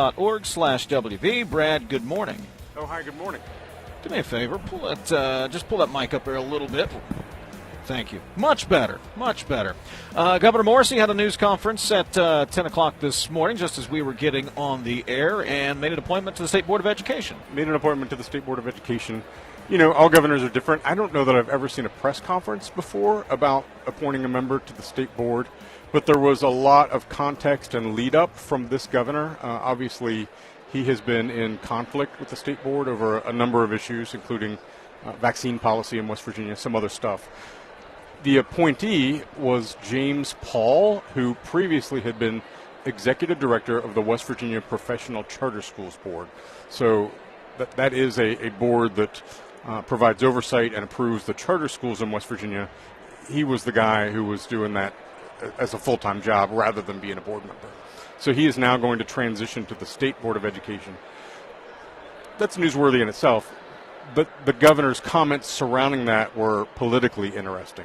He was critical of academic performance in West Virginia, was alarmed by the number of counties that are now under state takeover because of their financial performance or their ability to educate students. In general, expressed a lack of what he seemed to consider a lack of communication from the state board to him. And then there was a question about, well, are you communicating with them? He says he's available, but he's also got people for that. I asked him, so the governor said that he would like to see more 8-to-1 votes. And he would like to see his appointee, James Paul, be the one. Because, I think he thinks that they're more in line philosophically. I said, one of my questions was, well, the current board majority is what it is because they get named by the governor. Jim Justice had 8 years to put a majority on that state board. Are you saying that there was something inherently wrong with the philosophy of Jim Justice's appointees? He had gone on and on about a critique of the current state board, but then said essentially that it was an unfair question, that he wouldn't take the bait, he's not living in the past, and he's not going to go there. Look at you stirring things up down in the governor's office this morning. It's not an unfair question, by the way. It's not at all. No, because when you make the statement, I hope there's a bunch of 8-1 votes, you're certainly implying what you asked about. Did he have any solutions? He's alarmed at various things. I share his alarm in some of them. Did he have any solutions to fix them? I thought it might be leading to advocating for a constitutional amendment to have board members elected rather than appointed, but instead it was leading up to his own appointment. He did lay out some things that he, considered to be an education agenda, but some of them you've already heard of: full funding for the state, for the Hope Scholarship, that kind of thing. Yeah. He was one of the subcategories of things he was critical of, and this is an area of interest for you. He said it was news to him that counties are going broke paying for special education services for kids who, are on IEPs and need the extra money. His point of view was that the Board of Education had not told his budget people or him that millions of extra dollars were necessary for that category. So that then did lead to the question, well, did you ask them? Have you been talking to them? As Senator Grady, the Senate Education Chair, told you guys, there are a few bills running on school financial support. One of them is to increase the number of dollars available for special education students. I asked the governor then, what is your initial impression of those bills? Do you support them? You specifically mentioned the cost of special education in the state, and he didn't embrace the bills. He said, you've got to find a way to cut if you're going to pay for other things. Brad, always appreciate it. Thank you, buddy. Thanks. It's Talkline on Metro News, the voice of West Virginia. Let's get a news update from the Metro News Radio Network. Find out what's happening all across the great state of West Virginia. West Virginia Metro News. I'm Chris Lawrence. Most agree the state school aid formula needs work. It's been 40 years since it was updated. 2 bills were taken up this week and advanced in the Senate Judiciary Committee to that effect.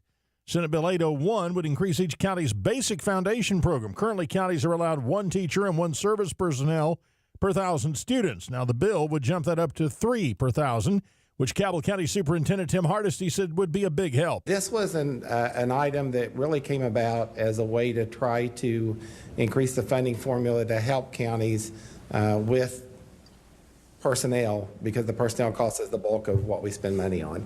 It's one of several bills being addressed to the difficulties of public school funding and operations. One person was killed when a car plunged into the icy Ohio River. Ohio State Police say the crash happened about 8:40 Tuesday night in the community of Pomeroy, Ohio.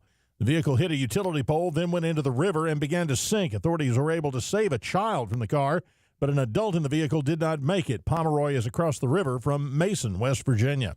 In Pocahontas County, a state trooper found an elderly man in a precarious situation. Troopers say the 83-year-old was stuck between the bed and the wall in his bedroom and had been there for 5 days. He's now in a Virginia hospital.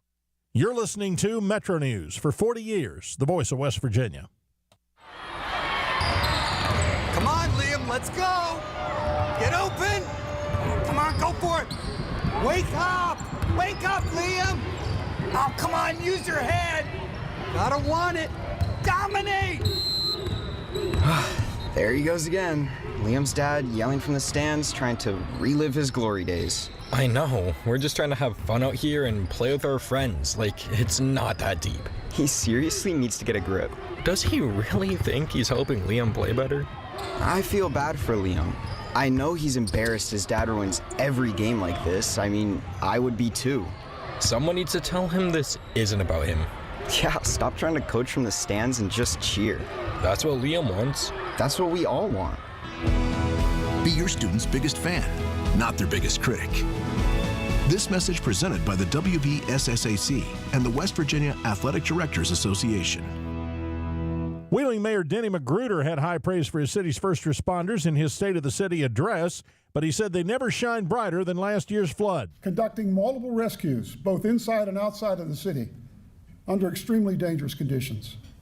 With the dedication of highly trained personnel, state-of-the-art equipment, and the opening of our new modern fire department headquarters last September, Wheeling continues to set a high standard. From the Metro News Anchor Desk, I'm Chris Lawrence.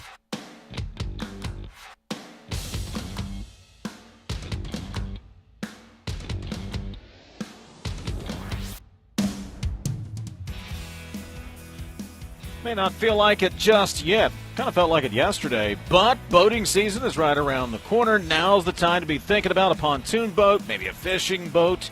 If you're going to be thinking about it, go to LewindelMarineSales.com. Check out their entire inventory. You'll be glad you did when the weather breaks later in the spring. LewindelMarineSales.com. Lewindle Marine Sales, we sell family fun.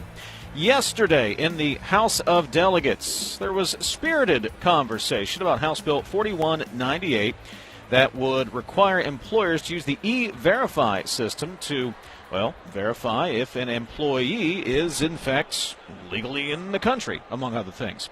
That got some spirited discussion, got a spirited commentary from one TJ Meadows this morning at WVMetroNews.com if you want to go read it there. Also, the West Virginia Chamber of Commerce got mentioned during the discussions yesterday. Executive Director Brian Dayton joins us here on the AARP set. Morning, Brian. Great to be with you, Dave. TJ, it's as always, I love having you guys down here at the Capitol. So let's start here with House Bill 4198. It did get through the House yesterday. It's over on the Senate side now. Delegate McCormick pointed out the business community, and TJ points it out in his commentary this morning, was not in favor of this bill. Why? So let me just go ahead and start from scratch for your listeners so they fully understand this issue. Right now, under current law in West Virginia, it is clearly illegal to employ what is defined as an unauthorized worker. So an illegal alien, for example, is an unauthorized worker. There is no question about that. Current law spells out fines and penalties for doing so. What this bill does is this adds a level of bureaucracy onto businesses, and especially small businesses, that they would essentially have to run an additional check through this E-Verify system. But the problem is, by mandating that type of a check rather than incentivizing it, what that does is it sets up significant fines on businesses for failing to run a check on a legal U.S. citizen. You could be operating a Dairy Queen and you hire the neighbor girl next door to work at your Dairy Queen. You know she's a U.S. citizen. But if you don't run this check, you're now going to be subjected under this bill to a $500 fine. We just do not understand how that's helpful to businesses in West Virginia and what problem it's trying to solve. Those are the questions we have on this. And those fines would have been much higher, if I'm not mistaken, but it got amended. It did, but let me just go ahead and kind of help lay this out a little bit. Under this law, so we have a lot of employers already using E-Verify. The system is a fine system. It's not 100% accurate. We already have a lot that use it. But your bigger companies in West Virginia, they have sophisticated HR departments. They're going to be able to comply with this law. Who is going to get entrapped into this bill are going to be your smaller employees. We have 33,000 employers in West Virginia with 50 or fewer employees. These are people, they don't have an HR department. Most of them, as Delegate Adam Burkhammer so eloquently pointed out on the floor yesterday, they're grinding it out at their kitchen table every evening, trying to go ahead and figure out how to make it work, provide jobs, provide for their family, provide more opportunity in their communities. And we're going to add a level of bureaucracy onto them. These people can't afford a $500 fine. So if you forget to do this, if you forget to do this under this bill, you're going to be subjected to a fine. Not just for hiring an unauthorized worker. That is, again, that's illegal. This is for forgetting to do an E-Verify on even a legal U.S. citizen. Brian, proponents of the bill say, hey, look, this is the same information that's on the I-9. You just have to take the same information, put it over here. It's not that burdensome. It's not as if we're asking you to do something totally brand new. Is there pushback to that? Because for someone who's not running a business, that makes sense. So here are some of the problems with mandating the E-Verify system. So you have a lot of employers right now, for example, here using what's called the H-2B visa program. So those are legal workers that are coming into the United States. They are legally cleared to work. And they can be in a situation where their federal paperwork can take months to be finished. They're allowed to work. They've been given that clearance, but they're going to show negative in E-Verify. So what do you do now? Now you're in a predicament of using them. And again, what it really comes down to, the real concern we have is back to those penalties that are going to hit small businesses. So you do have to keep records. Everybody has to do an I-9 right now. That's fine. Nobody is disputing that. But now under this bill, we're going to sit there and nail a $500 fine on somebody for simply forgetting. And this is not a situation where, you know what, I forgot to do it, my mistake. No, the definition under the law, knowingly, if you forget to do it, you just made a mistake, you've knowingly committed that violation. Before I turn it over to counsel here. You got promoted, TJ. I know, right? You brought up penalties versus incentives. How could we incentivize small business owners to use the system? So actually, that is exactly what the House Government Organization Committee did, and that's what we wanted them to keep. This was really a vote on an amendment to that bill yesterday. What the House Government Organization Committee did was, first of all, it defined E-Verify in the code, because it wasn't, it had never been defined. But it said if you were an employer and you used E-Verify on somebody, you got a clearance to work them. You got a positive to do it. And later on, inspection happens or something, and you find out that worker actually is unauthorized. You could sit there and say, look, I did my due diligence. I have an E-Verify that said they were legal to work. And at that point, there would have been no penalties against you from the state side. And you would not have been able to continue employing them. That you wouldn't have been able to. But you would have had an incentive to use it because it would have been a shield for employers. That would have gotten far better participation.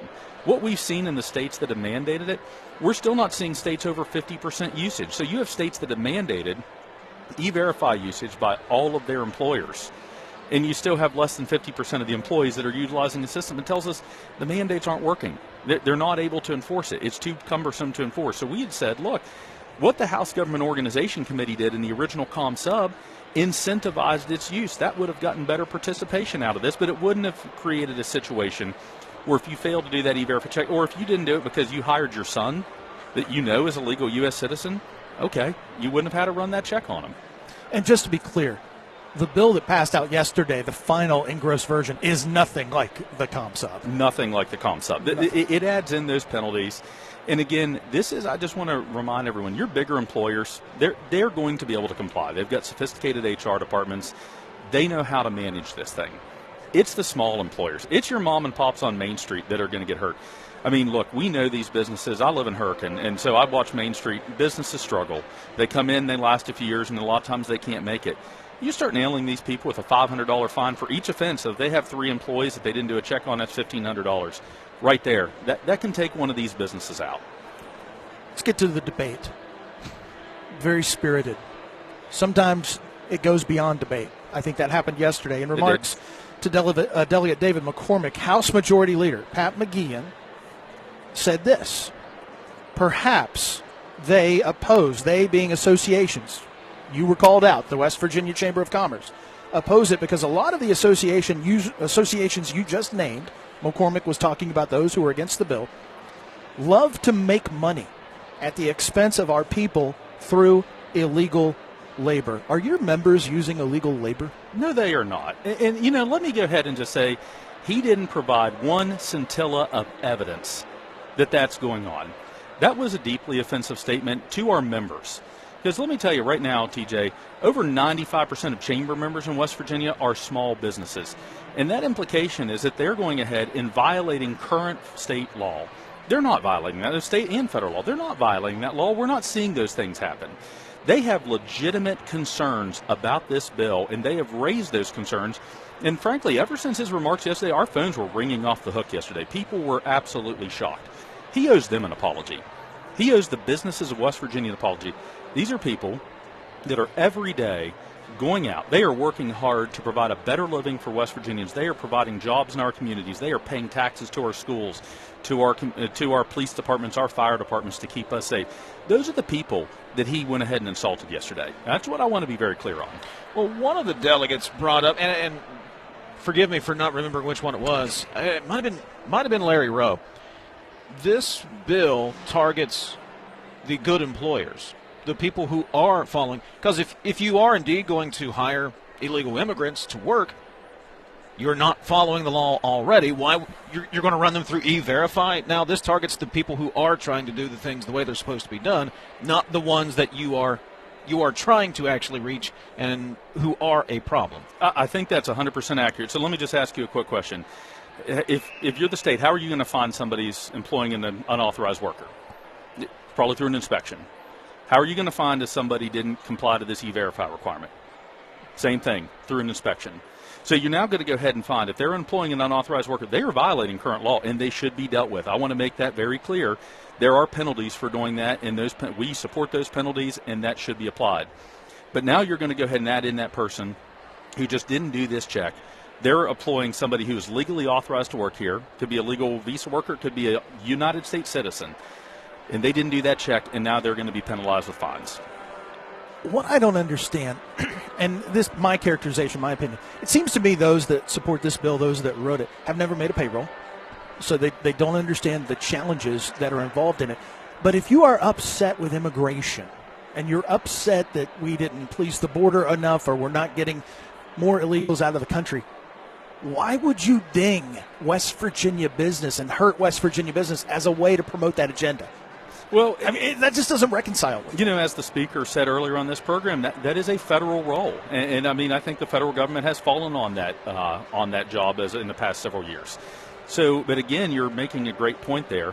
This is not really, in our view, this is not a debate about illegal immigration. Our state code, I want to just continue to reiterate this, our state code makes it explicitly clear that it is illegal to employ an unauthorized worker in West Virginia. We're not disputing that. What you've added is a level of bureaucracy. I mean, this isn't going to add a single job. It will add government. It will grow government. It will grow government regulations. And we've been trying to go ahead and peel back government regulations. This adds to it. It doesn't address that problem. And we heard that debate on the floor. But, TJ, I just want to go ahead and take a moment. There were 46 delegates yesterday on the floor who said this is the wrong idea. This is the bad thing for business in West Virginia. And several of them stood up, and they made very strong arguments for this bill. But I didn't hear against the bill. Against the amendment. Thank you. They made strong arguments against this amendment. I didn't hear strong arguments from the people for this amendment of why this is so needed. I didn't hear the examples. What is going wrong? What in our current law is currently not working? I didn't hear that. That is House Bill 4198 through the House. It heads over to the Senate for consideration. Brian, this is the first time we've had him on this session? Maybe. It might be. Man, that's we got almost a halfway point before we had Brian Dayton on. Party foul. Party? Is that a party foul? Hey, appreciate you. Hey, very quickly, we're trying to end on a positive note, or what I think might be a positive note. Roger Hanshaw yesterday had a news conference, had him on, highlighting the Jobs First agenda. What are your thoughts on the bills that have come out of the House so far? So there have been a lot of bills that are moving the ball down the field, and that's good, and we need to be doing that. We've seen those. They're taking up some additional bills this week, especially in child care, that I think are going to be positive. And that's the type of legislation that we want to see advancing forward in West Virginia. Those are things that help us move the ball forward. But we just are constantly reiterating, we can't be doing this stuff that takes us back. And that's what we're concerned about. The version of the bill that passed out yesterday, again, have they left the ComSub alone? it would have been fine. 2 steps forward, 1 step back. Is that what I just heard you say? Well, your words there. All right, my words, not his. Brian Dayton, West Virginia Chamber of Commerce. Always appreciate it, buddy. Stop by again. All right, thank you. Back to wrap it up in a moment. This is Talkline from the AARP broadcast location. Tens of thousands of hardworking West Virginians earn their living in our state's growing natural gas industry, including thousands for Antero Resources, West Virginia's top natural gas producer. Antero's investments are boosting our local workforce and small businesses. We're proud to give back and invest locally to support West Virginia workers producing West Virginia energy. But the Mountain State's best days are ahead, and Antero Resources is just getting started. Visit AnteroResources.com to learn more. Located in the heart of West Virginia, Bridgeport is the place to play. Endless indoor and outdoor recreation opportunities, including the Bridgeport Complex, coupled with a dynamic food scene, make Bridgeport the perfect getaway destination for couples and families. Explore unique shopping and pick from a wealth of lodging options to find something perfect for your needs. Explore the heart of West Virginia in Bridgeport. Learn more about all there is to do at greater-bridgeport.com. Since 1926, the West Virginia Hospital Association has been the collective voice of our state's hospitals. With a shared vision of strengthening communities, improving lives, and supporting our state's economic well-being, our member hospitals work every day to provide high-quality, accessible care. This year, we celebrate 100 years of a unified voice and our ongoing commitment to supporting our members in achieving a strong, healthy West Virginia. A message from the West Virginia Hospital Association, online at wvha.org. At Glenville State University, we are pioneers. With over 45 undergraduate degree programs, 17 NCAA athletic teams, and countless campus organizations and activities, we're here to help you build your story while becoming a part of ours. Glenville State University, your dream, your future, your story. Visit glenville.edu today for more information. Every day in West Virginia, we play for something bigger. As a mom, I play for her education. I play because it helps provide care for the ones who care for us. I play to help keep our parks beautiful. Why I play? Because every play supports West Virginia's future, our students, our seniors, and our state parks. For 40 years, proceeds from the West Virginia Lottery have totaled nearly $13.7 billion. I play. 18 plus to play. Play responsibly. You're listening to Talkline on Metro News, the voice of West Virginia. Leading the efforts to build a stronger West Virginia, the High Technology Foundation has a proven plan to strengthen and diversify our state's economy. The I-79 Technology Park's high-capacity infrastructure continues to attract advanced federal operations that are driving economic growth. This keeps our young, educated residents in the state and brings West Virginians home. The High Technology Foundation, building a stronger West Virginia. Learn more today at wvhtf.org. Across West Virginia, hospitals are always here, healing, helping, and standing strong for our communities. Hospitals save lives and build livelihoods. They're among our largest employers, with a passionate workforce of 54,000 West Virginians. Hospitals are economic drivers, contributing close to $17 billion to our state's economy and working to ensure access to care for all. From life-saving moments to wellness support, West Virginia hospitals keep our state healthy, our families strong, and our future bright. New year, new trucks. Start your year off with a new truck from Dan Calva Toyota World. Now lease a 2025 Tacoma for as low as $299 a month. Save over $7,500 off on select Tundras or get 2.99% for 72 months. It's your last chance to get a gas model 2025 RAV4. Don't miss out. Come experience cars you can count on year after year. Dan Calva Toyota World in Fairmont. Shop the road.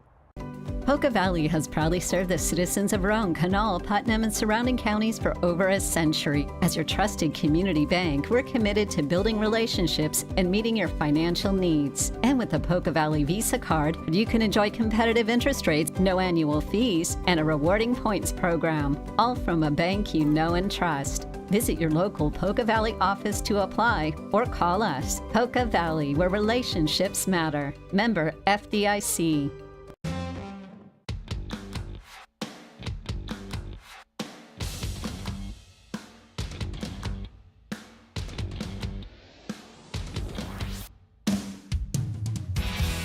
Metro News Talkline is presented by Encova Insurance, encircling you with coverage to protect what you care about most. Visit Encova.com to learn more.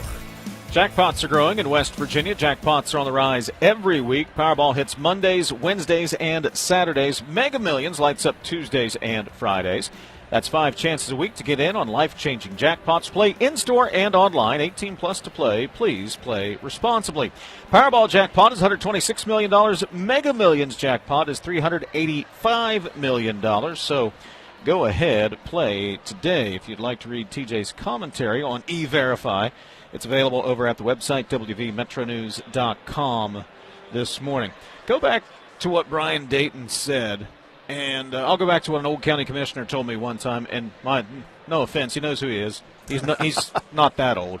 But he said a lot of times you can attract more bees with honey than you can with vinegar. We were talking about a different issue at the time, but it's the idea of incentivizing a business to use the E-Verify system versus punishment for not. It seems to me, not being a business guy, not a guy that has to make payroll, it's another barrier to discourage someone who that it is not designed to, but does discourage in practice. It discourages the small business owner, the person that's trying to make the ends meet, going, geez, I got to do this other thing just to hire a 17-year-old to come work for me. Yeah, fundamentally, and Hanshaw is right, fundamentally, it's the government's responsibility. It's the government's burden, whether someone is here legally or illegally. We far too much in this country make government's burden business's responsibility. And at a principled level, when you start to allow that more and more and open it, we throw more and more on our business people. We make it harder and harder. I have to tell you, McGeehan's comments yesterday, if you're looking to deploy in this state, large business, small business, whatever, the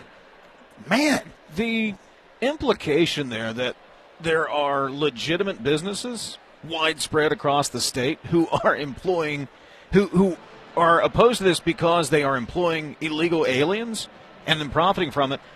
Wow, that's quite an implication or assertion to make in a floor speech. When, look, we know there are bad actors. Sure. They ain't using E-Verify. They're not filling out I-9s. They're paying them cash daily, the bad actors are. They're going to continue. Yeah, many of these are well-established regional businesses that have been here forever. A lot of the larger businesses are publicly traded. You know the amount of just trouble a publicly traded company would be in for intentionally doing something like the comments were just beyond any rational statement that could have been made in defense of the argument. I'll ask you to get your crystal ball out. You think this one ends up in court? I think it'll go through the Senate, unfortunately, and I think it ends up in court very, very soon. By the way, my county commissioner that I referenced is listening, and he just pointed out to me he's only slightly old. Only slightly old. The old county commissioner. Well, I agree with him. You get more bees with honey. My mom said the same thing. That's what he told me many years ago. All right, got to take our final break. We'll wrap up day 29 at the state capitol. Tell you what's coming up on day 30 right after this. Talkline from the AARP broadcast location. Tens of thousands of hardworking West Virginians earn their living in our state's growing natural gas industry, including thousands for Antero Resources, West Virginia's top natural gas producer. Antero's investments are boosting our local workforce and small businesses. We're proud to give back and invest locally to support West Virginia workers producing West Virginia energy. But the Mountain State's best days are ahead, and Antero Resources is just getting started. Visit AnteroResources.com to learn more. Kids are active, and sometimes injuries happen. At WVU Medicine Golisano Children's, our orthopedics team specializes in caring for growing bones, joints, and muscles. From sports injuries and fractures to scoliosis and complex conditions, we provide advanced treatment with a gentle touch because kids deserve care designed just for them. Call 855-WVU-CARE to schedule an evaluation or visit WVUkids.com. Coal-based generation remains the backbone of West Virginia's energy portfolio, ensuring reliability, security, and affordable electricity throughout the region. Our coal plants are engineered for performance, designed to run most efficiently at or near a 70% capacity factor. This level of operation is not arbitrary. It's based on sound engineering principles, scientific analysis, and has been formally adopted by the West Virginia Legislature as a reasonable target for optimal performance. When our coal fleet operates operates near that benchmark, it provides stable power to the grid, maintains cost efficiency, and supports thousands of good-paying jobs across our state. Coal generation also drives local tax revenue that sustains schools, infrastructure, and community services. Working in partnership with state leaders and the Trump administration, we're ensuring that our coal fleet remains modern, efficient, and ready to power West Virginia and beyond for decades to come. This message brought to you by the West Virginia Coal Association and Friends of Coal. You're listening to Talkline on Metro News, the voice of West Virginia. Start your new year off right with a new ride from Dan Cava GMC. Come explore our 2026 GMC Acadias. Spacious, smooth, and made for everyday life. It's truly a fan favorite. Drive into winter with a new 2026 GMC Sierra, now up to $12,000 off, or lease as low as $499 a month. So upgrade your ride this year with us at Dan Cava GMC in Bridgeport. Shop Thorough. Download Metro News Television on your iPhone or Android. Search Metro News Television in your app store. Create an account today to get alerts and watch all live and archived content. Download now. Touchdown! We're Panhandle Cleaning and Restoration, and we're gonna save you. We've got it down to a science, an absolute state of art.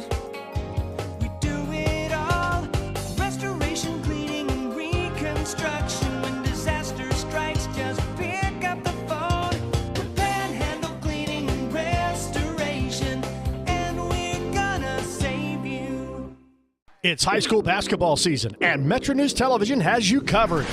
Rivalries, buzzer beaters, classic hardwood competition. Watch live and on demand from gyms across the Mountain State. Stream Metro News Television on your iPhone, Android, Roku, Apple TV, Fire TV, LG TV, and select smart TVs. Or visit MetroNewsTV.com for more information.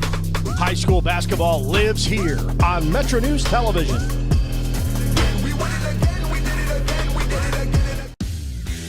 You own a boat because you love spending time on the water. Choose the outboard that allows you to make the most of it. Honda Marine's legendary reliability, ease of maintenance, and powerful performance keep you going strong.